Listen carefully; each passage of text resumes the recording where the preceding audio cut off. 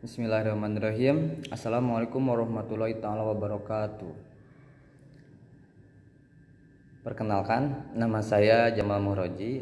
Saya dari kelas A2 semester 5. Di sini saya akan memenuhi tugas ujian tengah semester atau UTS mata kuliah MSDM atau Manajemen Sumber Daya Manusia. Langsung saja. Apa itu MSDM? MSDM adalah suatu upaya ataupun suatu ilmu yang mengatur dan merencanakan suatu sumber daya ataupun tenaga kerja secara efektif dan efisien sehingga dapat memaksimalkan untuk pencapaian suatu organisasi ataupun memang suatu perusahaan. Nah, memang dengan namanya manajemen sumber daya manusia berarti erat kaitannya dengan pengembangan manusia atau sumber daya. Namun untuk makna MSDM sendiri tidak hanya sempit membahas tentang manusia. Nah, lalu apa itu hubungan antara MSDM dan juga manajemen? Secara garis besarnya, manajemen adalah suatu seni untuk mengatur. Nah, sedangkan MSDM adalah manajemen sumber daya manusia yang berfokus kepada sumber daya manusia. Nah, lalu berarti MSDM berkaitan dengan ilmu manajemen atau dalam ilmu perencanaan ataupun fungsi. Nah, lalu berkaitan dengan apa? Yang pertama dalam perencanaan atau menentukan saran-saran dan standar-standar untuk membuat aturan dan prosedur. Nah, perlu kan untuk merencanakan perencanaan. Lalu yang kedua pengorganisasian, dengan manaan memberi tugas spesifik kepada setiap bawahan ataupun setiap divisi-divisi. Nah, itu untuk tugas pengorganisasian. Dan juga bisa untuk membuat jalur wewenang. Lalu selanjutnya penyusunan staf. Nah, untuk penyusunan staf sendiri harus dapat menentukan tipe orang yang kompeten di bidangnya ataupun untuk merekrut calon karyawan, memilih karyawan ataupun menetapkan standar prestasinya sehingga orang itu cocok ditempatkan di suatu bagian ataupun suatu staf. Lalu selanjutnya kepemimpinan. Hubungannya yang selanjutnya kepemimpinan untuk mendorong orang lain agar dapat menyelesaikan pekerjaannya ataupun untuk memberikan motivasi dan juga harus dapat mempertahankan semangat kerja. Lalu yang terakhir setelah memang perencanaan, pengendalian, pengorganisasian, staffing dan selanjutnya pengendalian untuk menetapkan standar seperti kuota penjualan, standar penjualan ataupun standar kualitas ataupun tingkat produksi. Nah, mungkin itu suatu hubungannya antara MSDM sumber daya manusia dan juga ilmu manajemen. Nah, seperti itu. Lalu yang selanjutnya nomor 2 dengan soal berikanlah beberapa contoh tentang bagaimana konsep dan teknik manajemen sumber daya manusia dapat digunakan pada semua manajer. Nah, ada beberapa ya yang dapat digunakan dalam manajer.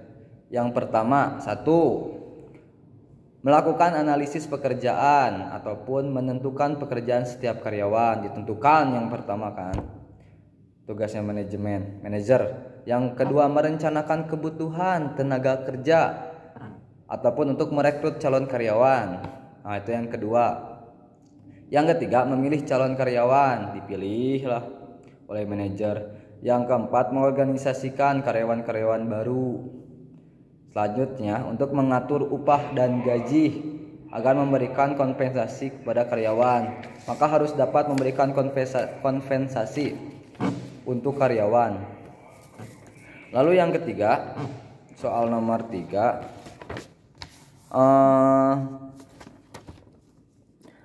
analisis faktor-faktor penyebab perubahan kebutuhan sumber daya manusia. Memang ada beberapa faktornya dalam yang dapat mengubah perubahan kebutuhan SDM. Yang pertama ada faktor eksternal. Faktor eksternal ini ada faktornya lagi, berarti yang di luar perusahaan ya, eksternal ataupun organisasi. Yang pertama tentang sosial. Pasti ada 3 masalahnya. Pertama sosial, kedua politik, ketiga ekonomi. Nah itu. Namun dalam perspektif lain ada yang mengatakan 4, selanjutnya ada yang mengatakan teknologi dan juga yang lainnya. Nah seperti itu. Yang pertama eksternal, yang kedua internal. Internal ini meliputi strategi ataupun budget, strategi budget yang ada di perusahaan, penunjang berkembangnya perusahaan, seperti ramalan penjualan, ekspansi, rancangan organisasi dan lain-lainnya. Itu yang pertama eksternal, yang kedua internal, dan yang ketiga adalah perubahan tenaga kerja. Untuk perubahan tenaga kerja biasanya daun pensiun contohnya. Selanjutnya bila ada karyawan sakit ataupun ada karyawan yang meninggal, bila memang perusahaannya sedang anjlok ataupun sedang down, biasanya kan dilakukan PHK. Nah itu adalah salah satu penyebab perubahan kebutuhan sumber daya manusia. Jadi ada 3 faktor. Selanjutnya nomor 4 dengan soal analisis pekerjaan, informasi tertulis mengenai jenis pekerjaan apa saja yang harus dikerjakan dalam suatu perusahaan agar tujuan tercapai. Nah, ada beberapa analisis. Nah, sama kayak nomor 3, memang ada beberapa perspektif yang mengatakan ada beberapa faktor untuk dapat mengetahui mengenai jenis pekerjaan ataupun yang harus dikerjakan ya. Namun di sini saya akan mengambil tahap-tahap analisis pekerjaan, yaitu ada 3. Yang pertama, tahap pertama persiapan analisis. Tahap-tahap analisis pekerjaan. Pertama, persiapan analisis pekerjaan. Di dalamnya ada identifikasi pekerjaan, penyusunan daftar pertanyaan. Nah, itu yang tahap pertama, yaitu persiapan analisis pekerjaan. Jadi siapkan dulu analisisnya. Lalu tahap kedua, pengumpulan data. Untuk pengumpulan data ada beberapa rekomendasinya. Yang pertama ada observasi ataupun wawancara, ataupun dengan kuesioner, ataupun dengan cara untuk merekrut lah. Tahap ketiga untuk penyempurnaan data dengan analisis, memilah data yang berguna atau yang tidak dipakai, menyaring data yang relevan atau tidak relevan, kemudian mereview informasi yang terkumpul bersama dengan orang-orang yang bersangkutan dengan pekerjaan gitu. Lalu nomor 5,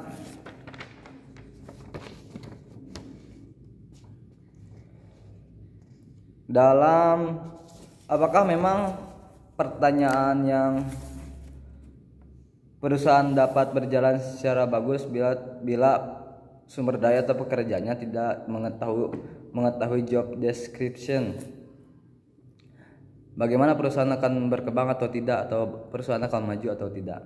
Maka jawabannya tidak bila menurut ilmu manajemen, karena memang dengan rasionalisasi, jika tiap karyawan tidak diberi job deskripsi pekerjaan yang detail, maka akan terjadi kebingungan dalam pekerjaannya, dalam melakukan pekerjaannya.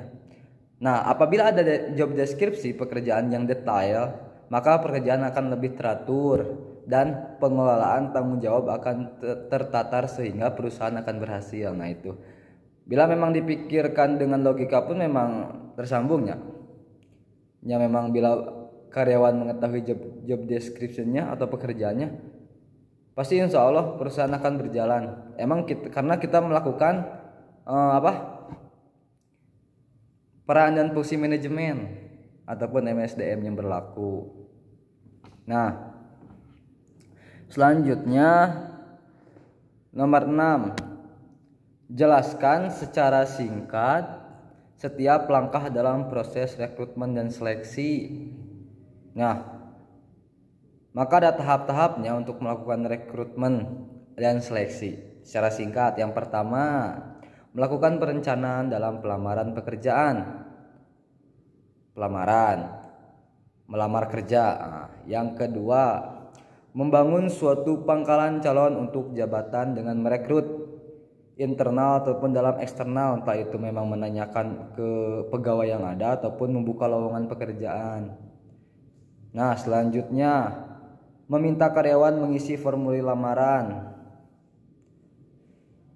Lalu memanfaatkan berbagai teknik seleksi seperti tes, penyelidikan latar belakang, prestasi ataupun pengalaman. Yang selanjutnya mengirimkan kepada penyeleksi yang bertanggung jawab untuk menjawab itu. Berarti pertanyaan kan.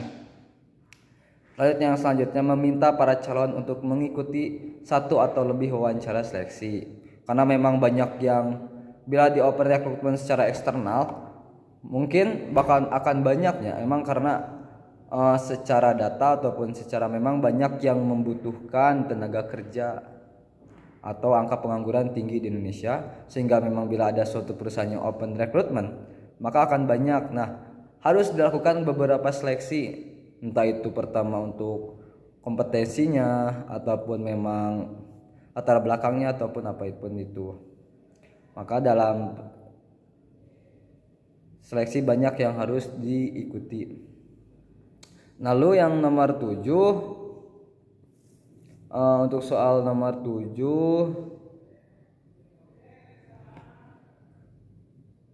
jenis pekerjaan apakah menurut Anda wawancara tidak terstruktur menjadi bentuk yang paling tepat? Untuk jenis pekerjaan apakah? Jelaskan alasannya. Nah, wawancara yang tidak terstrukturnya, bila menurut hemat saya, semua pekerjaan bisa menggunakan wawancara yang tidak terstruktur dengan rasionalisasi, karena dengan wawancara yang tidak terstruktur adalah interview yang tidak memiliki arah pembicaraan, tidak memiliki arah pembicaraan yang jelas. Dan juga biasanya wawancara ini dilakukan oleh orang yang sudah berpengalaman dalam menginterview. Dan juga memang bertanya tentang yang tidak pernah diterpikirkan oleh pelamar ataupun calon yang melamar kerjanya. Contohnya example bertanya tentang pengalaman kerja ataupun tentang kehidupan pribadinya ataupun tentang kehidupannya. Maka memang dibutuhkan, kalau menurut saya memang dibutuhkan wawancara yang tidak terstruktur agar memang nantinya si penyeleksi mengetahui bagaimana kompetensi ataupun latar belakangnya, sehingga untuk staffing yang tadi yang nomor 1 lebih jelas agar dapat suatu perusahaan atau organisasi dapat berkembang. Selanjutnya yang terakhir yang terakhir nomor 8, jelaskan mengapa penetapan kebijakan kompensasi harus sejalan dengan strategi bisnis perusahaan. Mengapa penetapan kebijakan kompensasi harus sejalan dengan strategi bisnis perusahaan? Tentu kompensasi harus sejalan dengan strategi bisnis perusahaan agar tujuan perusahaan tercapai. Dan juga jika tidak dilakukan kompensasi, ataupun memang tidak sesuai dengan SOP, maka tujuan perusahaan tidak dapat tercapai sebagaimana mestinya. Nah, berarti dibutuhkannya sangat perlu diadakannya kompensasi bagi pekerja, karena memang salah satunya sebagai daya tarik ataupun untuk memotivasi si pekerja agar dapat kompeten atau dapat menyelesaikan pekerjaannya secara efektif dan efisien. Karena memang masuk juga ya kepada nomor 1 yang tadi, tentang apa? Tentang pengorganisasian, stepping kepemimpinan, tentang hubungan antara MSDM dan juga ilmu manajemen. Nah, mungkin sekian dari saya untuk memenuhi tugas ujian tengah semester ini. Wallahu muwaffiq ila aqwamit thoriq. Semoga bermanfaat. Wallahu muwaffiq ila aqwamit thoriq. Wassalamualaikum warahmatullahi wabarakatuh. Waalaikumsalam warahmatullahi wabarakatuh.